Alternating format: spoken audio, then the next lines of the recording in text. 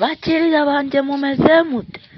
Ngo gende kabosi, aho ndi hose ijwi ryanjye riba ryirangira.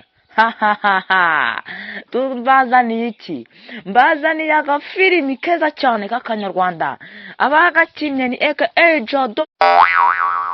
Ako gafilimi gate rero, gateye gutya, reka mwirebere. Anira umuntu w'umusore ngo ubuzima buramunaniye. Mbibutse kakakara gafresh k'African Move Market karimo kabageza ino filimi ngo ubuzima bwananiye. Sesha urajya mu mujyi, yatangiye atekereza kujya mu mujyi. Wajya mu mujyi komo n'ibintu byanze. Iyo ariko abantu bagira ngo ubuzima bwanze mu cyaro mu mujyi birakunda. Hose se ko nta hisi itari. Mujye mugumya hamwe bubakandagire. Yatangiye yibaza kujya mu mujyi umusore. Aya basi. Umusore ati uwajya mu mujyi nkajya kuba ariho nkorera ubuzima bwanjye bwose.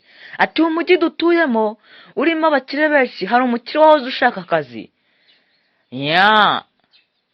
Mbibutse ko iyi ngiyi ari Bigarama TV muri mukurikira, nge ndimo mbasobanura andika boss aka yatangiye icyaro umusore afata icyemezo cyo kujya mu mujyi. Ndagaruka nyuma y'aka kanaka. Bibona biricwa n'abasa. Umusore ngo rero muramubona intambuko ye yose uko angana. Uko atambuka murabireba.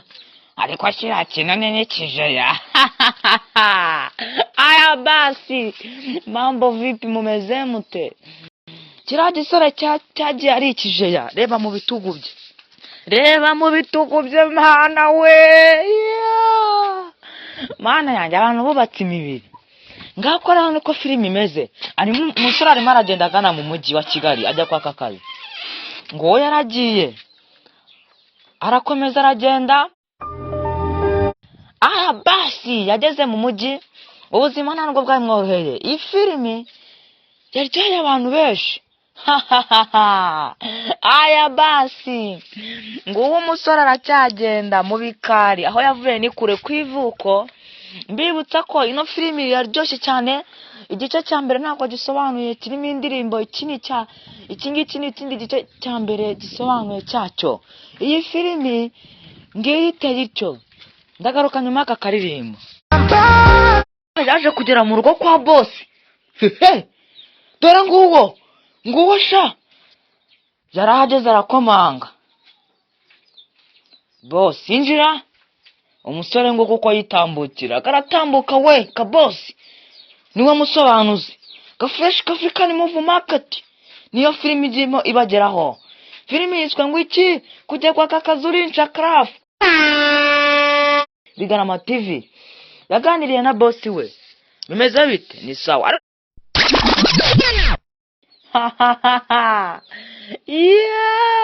Mana we. Amafilimi nk'aya rwose nanjye aransaraza. Yahereje ikiganza boss we. Bimeze bite? Ni sawa. Uje kwaka akazi? Yego rwose. Akazi bwoko ki? Akuwa amakosa nagakora. Niko yatangiye yirarira. Kuba gwakoze nako kurinda izama wagakora. Mana yanjye. Barakomeje. Akazi bwoko. Akorese ufite umugore. Wapi nta mugore mfite. Ko niko boss yamushubije. Ati noneho mfite mushiki wanjye nahita muguha nkanakubera muramu wawe. Ariko ibyo bintu biracyabaho koko. Bundi buryo wagiye hano kwa kakazi baba bagusuzuguye. Nta niki uba wabaye nk'umwanda imbere yabo. Iki ngiki ni season ya mbere, nzabazana n'iya kabiri, hari n'iya gatanu.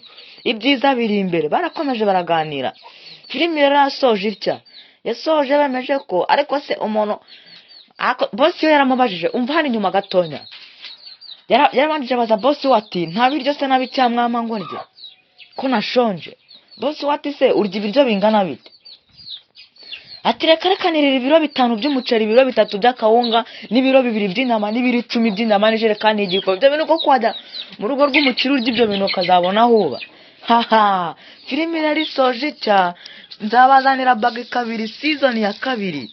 Iyo rwose izaba ari ubuki. Ibintu nakagaruka gendika boss aka JD Agafresh African Move Market. I'm a baby cola, cola, cola, cola, cola, cola my body. I'm a baby cola, cola, cola, cola, cola, cola my body. I'm a nene, nene, nene, nene, nene,